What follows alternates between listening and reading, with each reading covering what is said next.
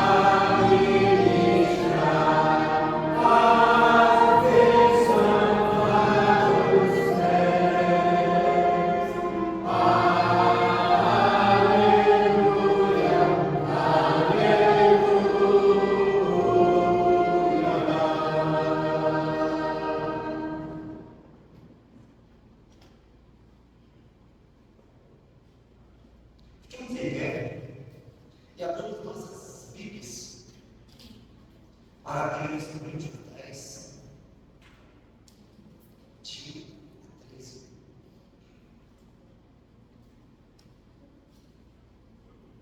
Vou fazer esse momento participativo quando o primeiro a igreja não lembra se consecutivos até o final. Bem, tá? Pelos Coríntios 10, de 13. E a gente vai ver se você pode conhecer que a gente tem que estar na tarde de todo.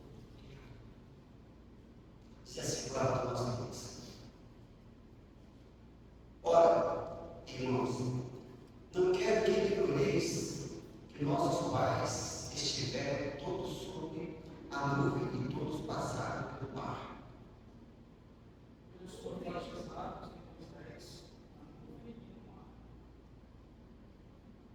Todos eles no meio de um só manjar espiritual. E beberam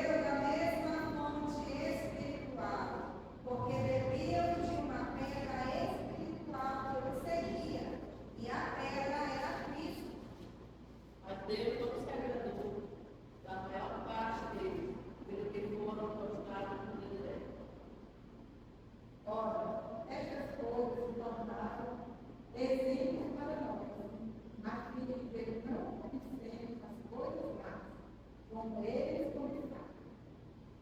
Não os façais, pois, idólatras, como alguns deles, quando está escrito: o povo assentou-se para comer e beber, e levantou-se para divertir-se.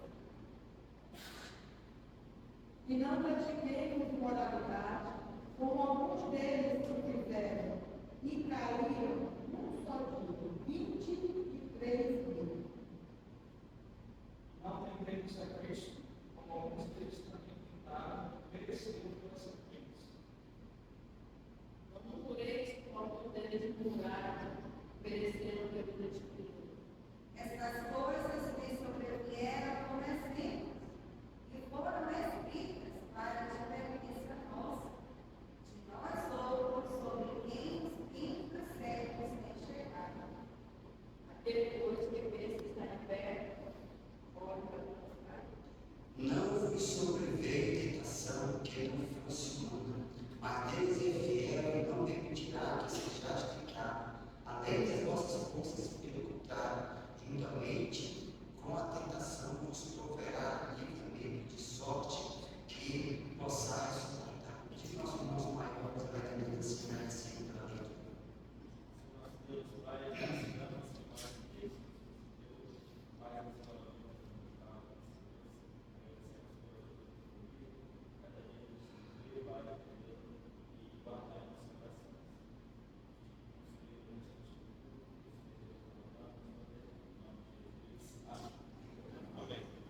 Todas as cidades. Exemplo priorizados, os irmãos assim aí no seu versículo, as cantirinhas que eu durante a semana, eu gostaria de compartilhar esse momento conosco, igreja, o momento está aberto, sejamos assim bem rápido, para que a gente possa ganhar tempo. Se, porém, andarmos na luz, como Ele está na luz, temos comunhão uns com os outros, e o sangue de Jesus, seu Filho, nos purifica de todo pecado. 1 João 1:7.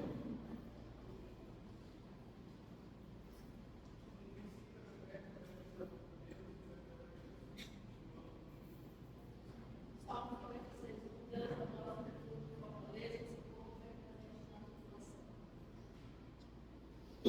E a minha proteção de mim, no Altíssimo, descansa na sombra do meu potente. Eu falar, eu quem dormi. Salmo 91, 1 e 2.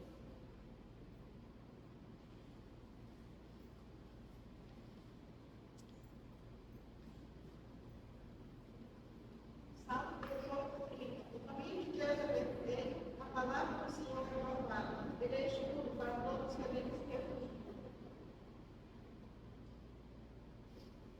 Seja por imitadores, assim como eu também sou de Cristo. 1 Coríntios 11:1. Quero trazer à memória que me pode dar esperança. As misericórdias do Senhor são a causa de não sermos consumidos, pois suas misericórdias não têm fim. Grande é a tua fidelidade. As 3, 21 a 23.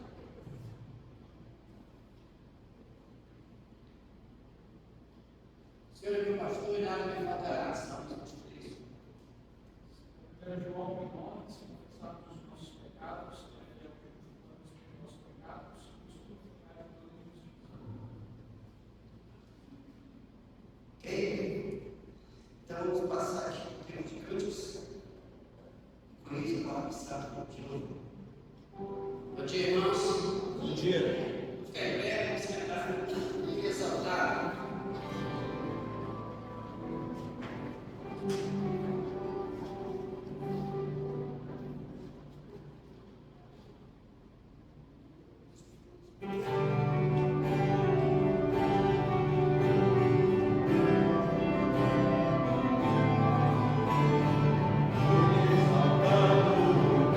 Exaltado no céu.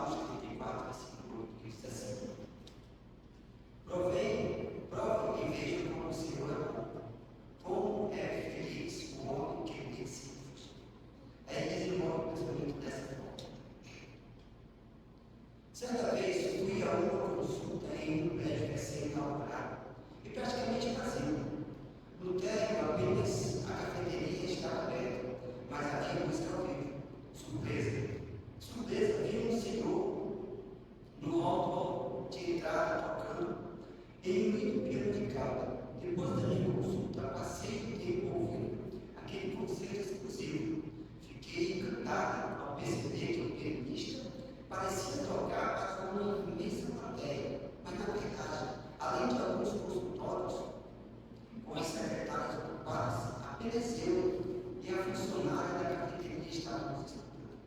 Foi lindo. Pensei nesse breve período ter ganhado um presente de Deus. Um hiato em um dia difícil. Os acordes e as harmonias continuaram soltos enquanto eu me distanciava. Pensando naquele pianista despreocupado, alheio à falta de ouvintes, tocando lentamente como se fosse o último concerto de sua vida. Isso me fez pensar quanto nos preocupamos com quem nos observa e tentamos não errar. Não aparentar fraquezas e não demonstrar nossas imperfeições.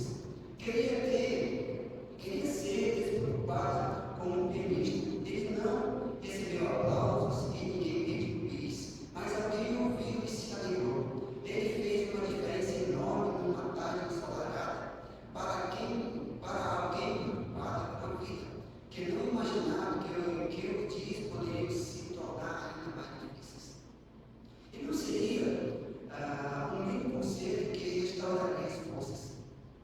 Que possamos aproveitar os bons momentos que o Senhor nos proporciona, que possamos também ser bênçãos em ocasiões oportunas. Deus pode nos usar mesmo quando achamos que não fazemos diferença, mas sempre haverá alguém observando e se beneficiando da nossa demonstração de amor e cuidado desinteressado. Que Deus nos ensine a não depender de audiências para mostrar nossos empenhos, pois Ele mesmo se encarregará de nos colocar pessoas em nosso caminho para serem abençoados, ao nos entregar de corpo e alma, fazendo o que Ele espera de nós. Respeito, acho que assim. Sempre podemos ser bênçãos, mesmo que nunca saibamos que foi alcançado. O Senhor sabe, só isso nós possamos abençoar. Só quero fazer uma observação. A igreja está cantando bem. O objetivo de cantarmos não é nós cantarmos, é a igreja cantar, a igreja soltar sua voz.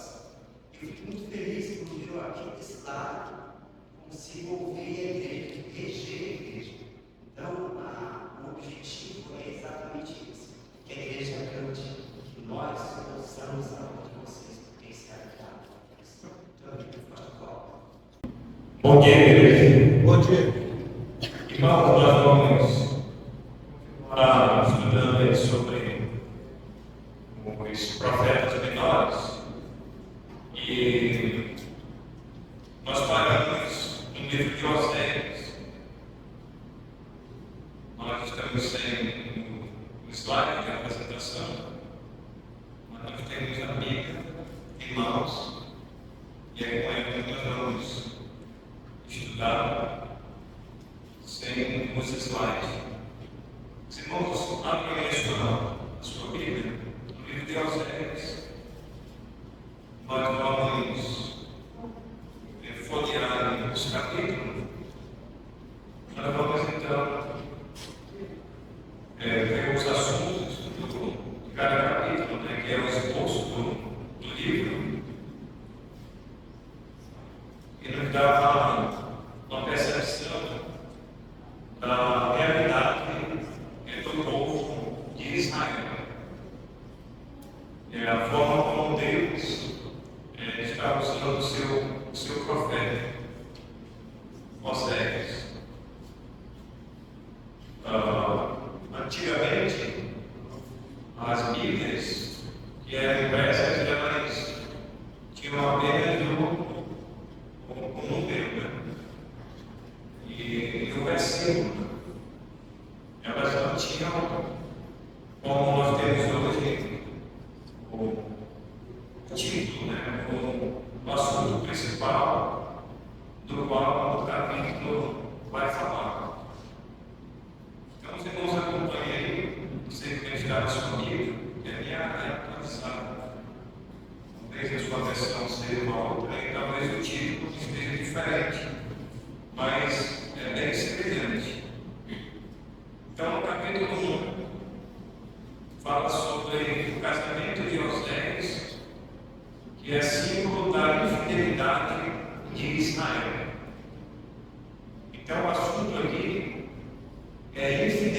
realidade. E Deus vai usar o profeta para simbolizar essa realidade. Capítulo 2. A infidelidade do povo e a fidelidade de Deus. O assunto do capítulo 2 é esse. Vamos agora ao capítulo 3. A unanimidade de Deus. Deus é sempre longando com o seu povo. Capítulo 4. Corrupção geral de Israel. Quando Israel está corrompido no pecado. Esse é o assunto do capítulo 4. Capítulo 5. Repreensão contra sacerdotes e príncipes. Com certeza eles estavam fazendo o que não deviam, fazendo coisas erradas. E o Senhor estava vendo o que estava acontecendo. No capítulo 6, tem uma parte que fala sobre a conversão insincera. Conversão sincera. Capítulo 7, a iniquidade dos reis e príncipes. Capítulo 8, o cativo está próximo. Capítulo 9, Israel já antes castigado. Capítulo 10, Israel semeou malícia e cegará destruição. Capítulo 11, o amor de Deus Pai, a ingratidão de Israel. Capítulo 10, 12, Jacó modelo para o povo de Israel. Capítulo 13, cativo definitivo. E o capítulo 14 é onde termina. Promessas de perdão. E lá no finalzinho, lá no apelo final, é o último versículo. Muito bem, então vamos voltar ao capítulo 1. A gente vai entender agora nesse capítulo sobre o casamento de Oséias, símbolo da infidelidade de Israel. Então diz assim os primeiro versículo: palavras do Senhor que foi dirigida a Oséias, filho de Beer, no dia de Uzias, Jotão, Acais e Ezequias, reis de Judá, e nos dias de Jeroboão, filho de Joás, rei de Israel. Então nós temos esses reis de Judá e o de Israel no tempo em que Oséias ele vai profetizar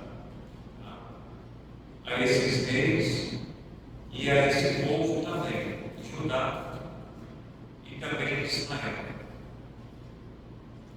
Versículo 2: quando pela primeira vez falou o Senhor por intermédio de Oséias, então o Senhor lhe disse: vai, toma uma mulher de prostituições e terás filhos de prostituição, porque a terra se prostituiu, desviando-se do Senhor.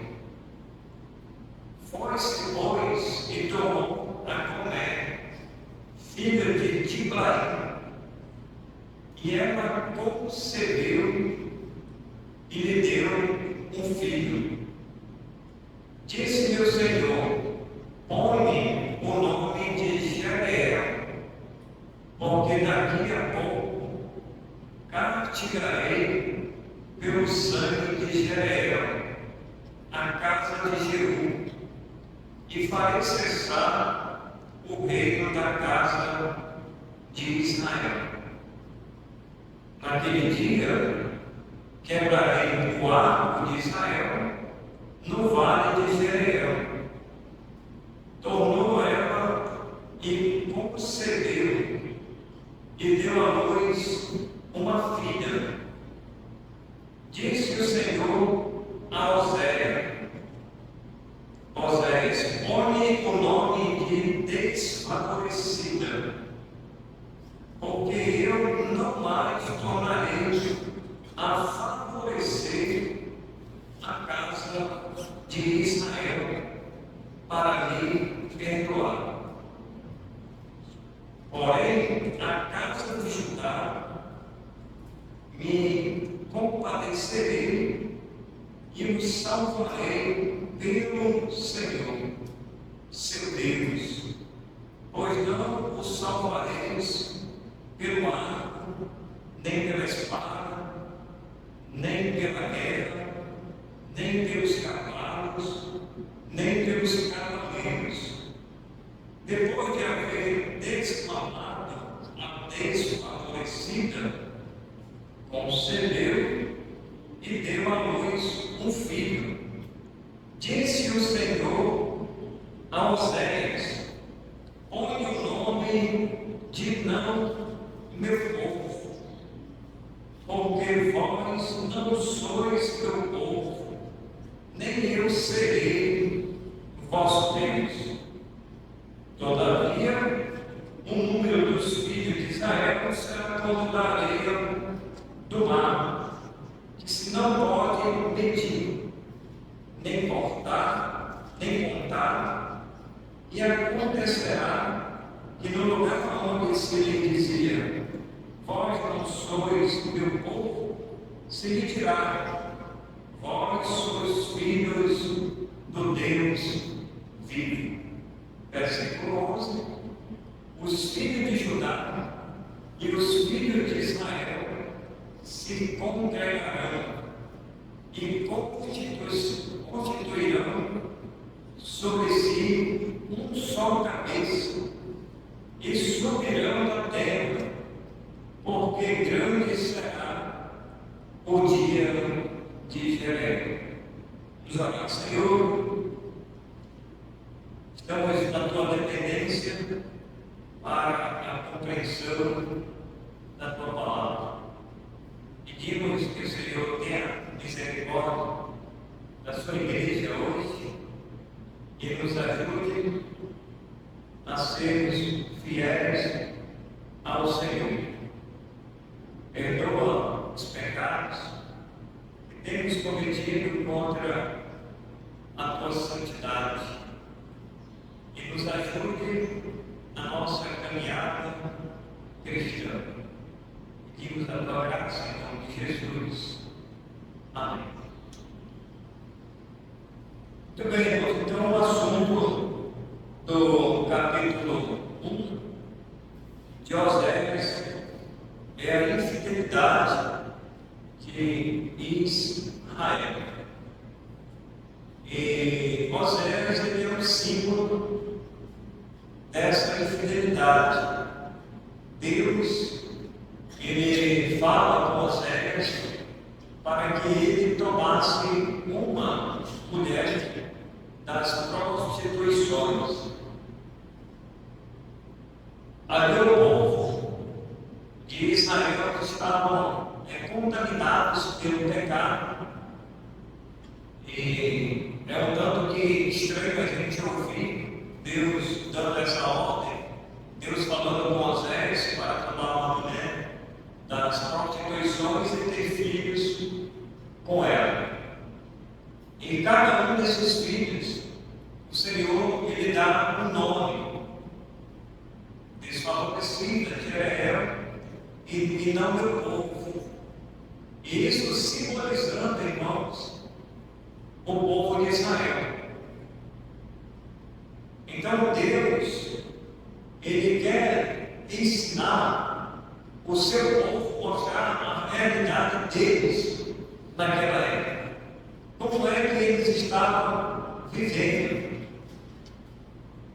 E nunca, irmãos, é bom para o povo de Deus andar ou viver uma vida de infidelidade. Trazendo para os nossos dias hoje, aplicando para a igreja hoje, fazendo só uma troca de palavras, né? A igreja ela não pode ser infiel para com Deus.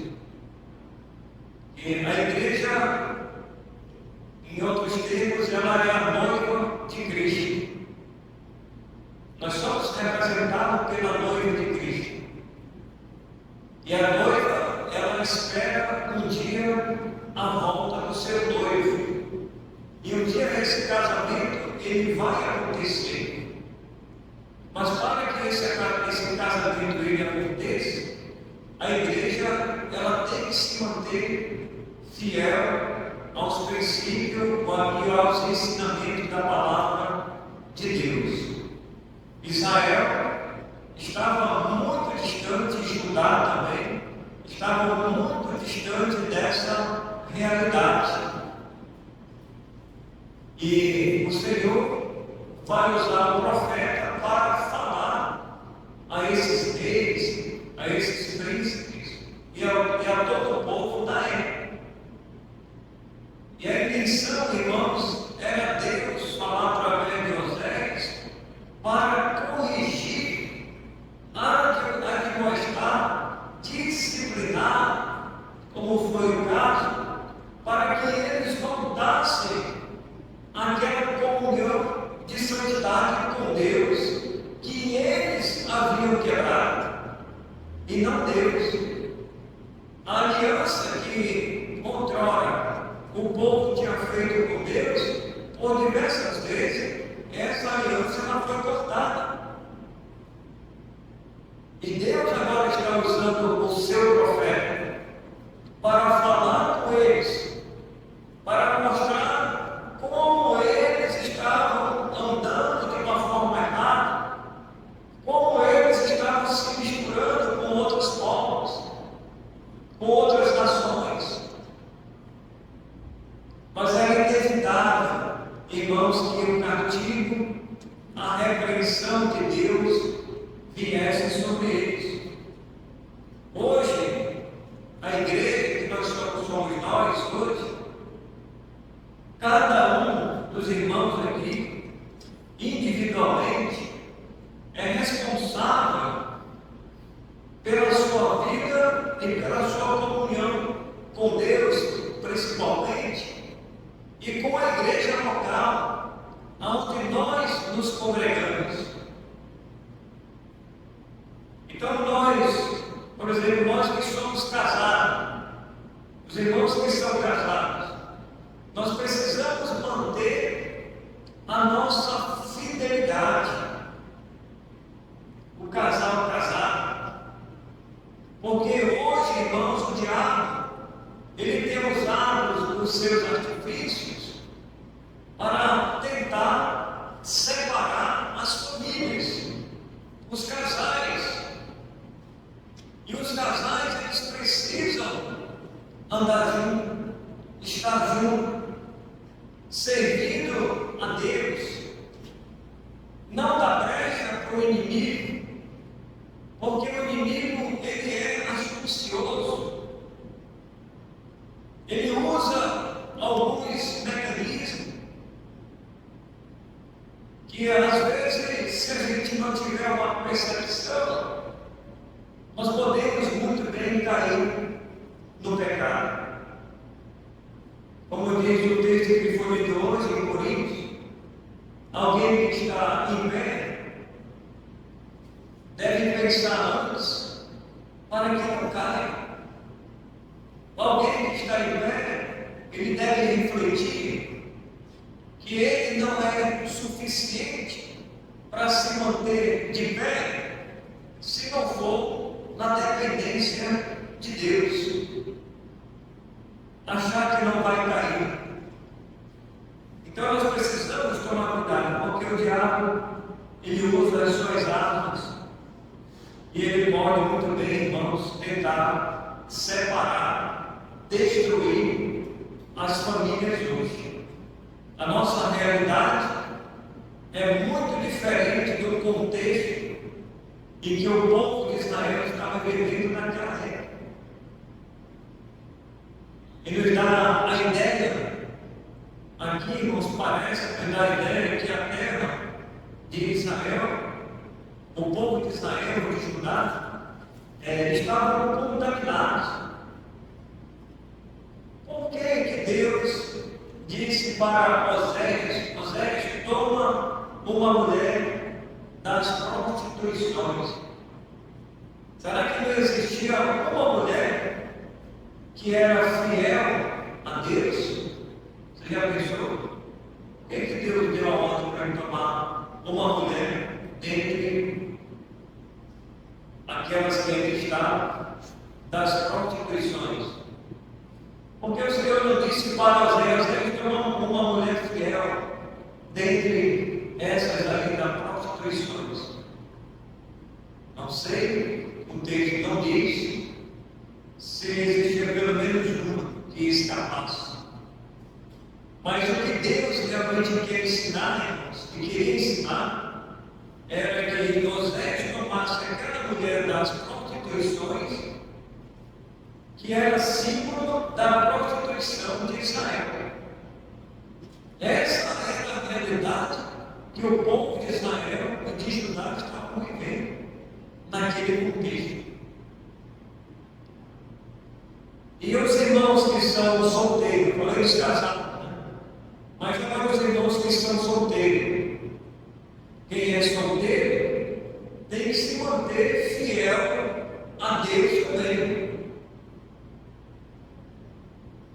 E aquele irmão ou aquela irmã que pensa um dia constituir uma família, é claro que você vai pensar em casar.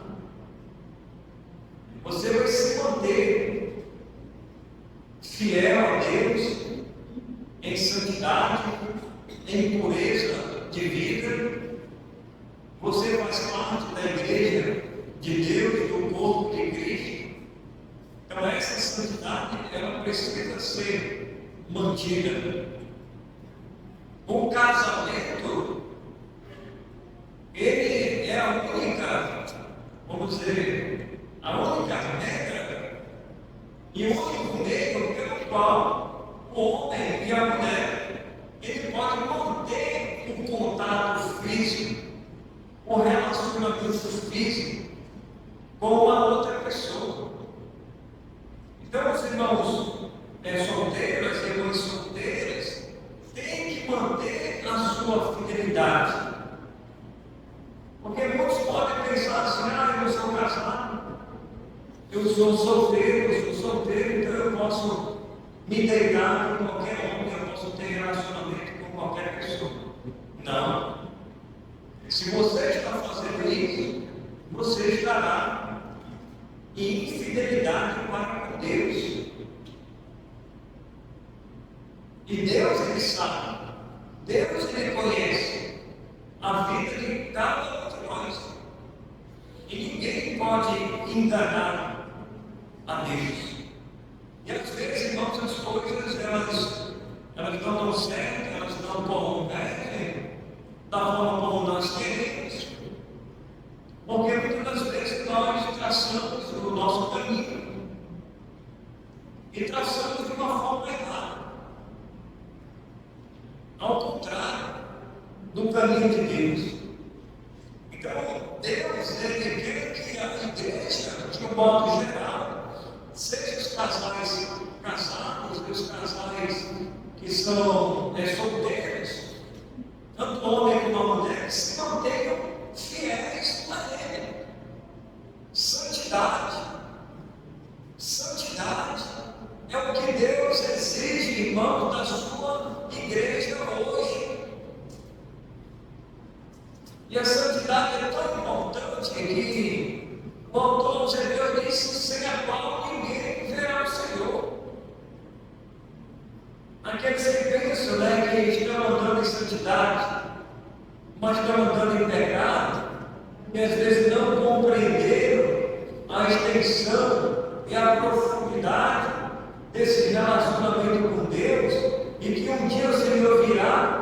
como um noivo para buscar a sua igreja.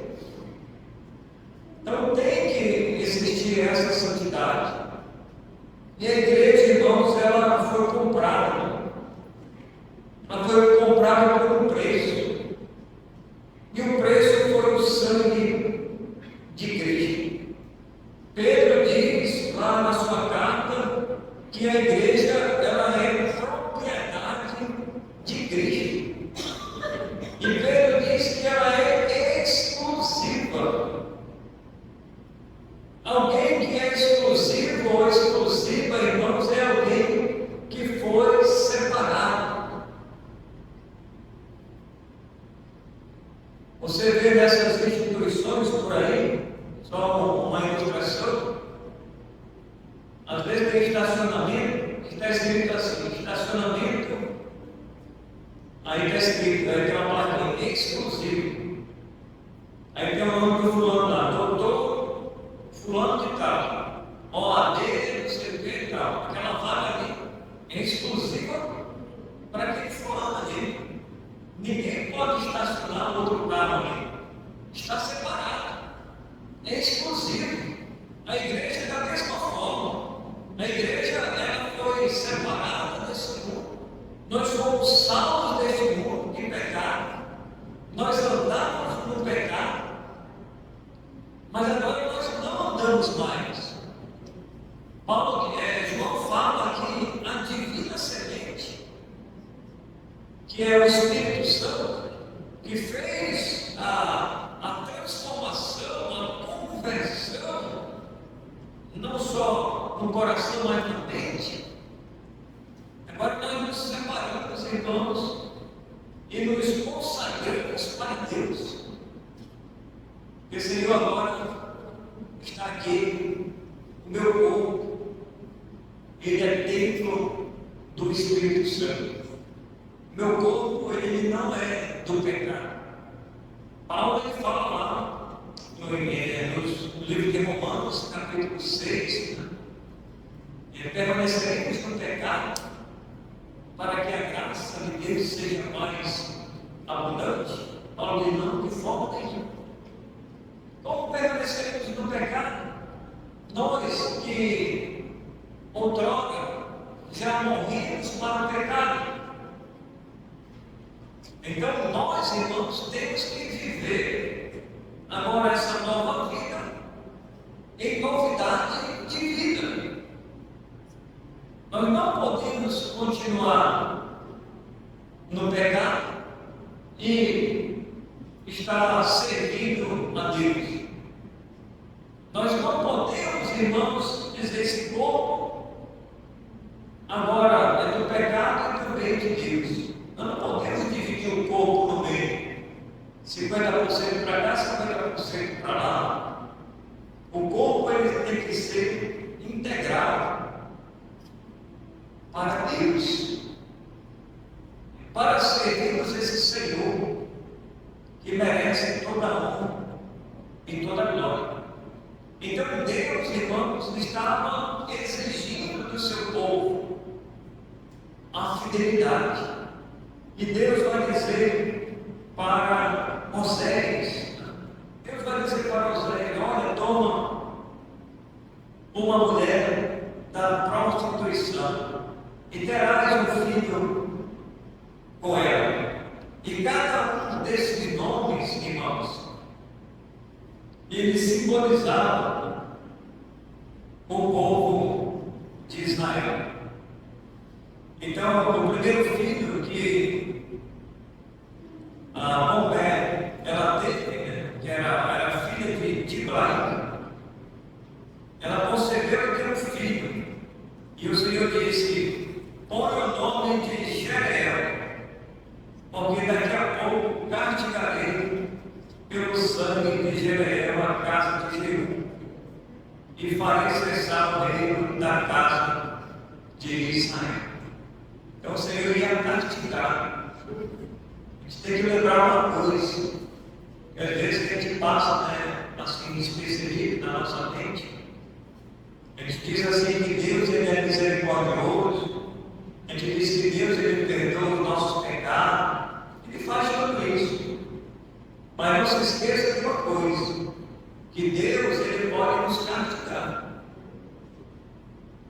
que Deus ele pode nos disciplinar. Porque o pai que ama o filho, ele disciplina o seu filho para o seu próprio bem. Agora a gente tem uma grande questão aí. O castigo de Deus e a disciplina de Deus sobre nós hoje, cada um de nós aqui, individualmente, nós não sabemos como é, como será, como virá a disciplina de Deus. Deus pode mandar para a eternidade? Pode. Deus de repente pode tirar pela vida? Pode. Pode, porque Ele é Deus.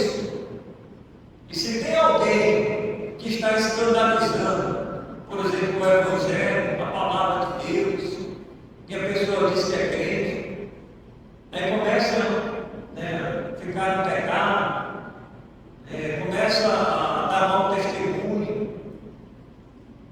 aí Deus pode tirar. Deus pode tirar. Já ouvi muitos casos até de um filho do pastor que eu não sei se a mão de Deus pesou na vida dele. Eu não vou julgar porque eu não sou juiz, mas a gente pode chegar a uma conclusão que Deus pode ter tirado a vida dele. Tinha relacionamento com pessoas de fora, o pai deixava o filho alheio aí às conversações do mundo e começou a ter relacionamento externo e de repente, numa saída dessa, o filho não voltou mais. Alguém o matou. E ele se diz que é crente. Se é, então tem que tirar o nome. Vou tirar uma coisa aqui, um pouquinho de soltar. Ele escandalizou do Evangelho, já está trabalhando o pai dele no ministério. Deus tirou você morreu com 20 e poucos anos, brincando com o pecado. E brincando com o pecado tem resultado. Pode ter certeza que a mão de Deus vai pesar mais cedo ou mais tarde. E aqui a mão de Deus estava pesando na vida do seu povo. Eles não queriam manter a fidelidade com Deus. Irmãos, é algo muito sério. É algo muito sério que às vezes as pessoas elas não levam em conta isso aí. Deus é bom, Deus é Pai, Deus é amor, Deus é misericordioso. São palavras boas, né? Mas Deus também, Ele é justiça. Ele é justiça, Deus ele é fiel. E as suas promessas, as suas palavras, elas vão se cumprir. E se cumpriram na vida do seu povo. Deus nunca deixou impune a impunidade que hoje impera no nosso Brasil e no mundo. Para os homens corruptos, para os homens maldosos por aí, cruéis. Mas a impunidade de Deus, irmãos, não funciona. Com Ele não. Deus ele vai punir o homem mais cedo ou mais tarde. Ele pune a sua igreja. E a justiça de Deus, irmãos, muitas das vezes foram vidas que foram ceifadas. É só você ver a história do povo de Israel durante a jornada e a trajetória deles. Aqui a lá, Deus estava tirando vidas, porque eles estavam no pecado. Eles estavam transgredindo o povo de Deus. E Deus vai punir. Então teve o primeiro filho e colocou o nome desse filho de Jeriel. Depois teve um outro filho. E agora, ali no versículo 6, uma filha. Tornou ela a conceber e deu à luz uma filha. Disse o Senhor a Oséias: põe o nome de desfavorecido